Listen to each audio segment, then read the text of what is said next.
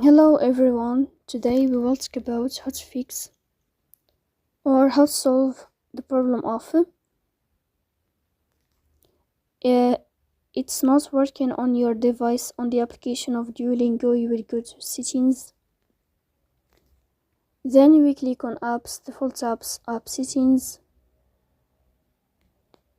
Here you will search about Duolingo and you will enter. Then you will click on first stop and you will click OK. Here you will enter to the window of storage. Here you will click on clear cache. Here you will turn off your Wi-Fi and you will turn on your Wi-Fi again to fix that problem. So please don't forget to support us by like and subscribe. See you next time and thank you for your watching.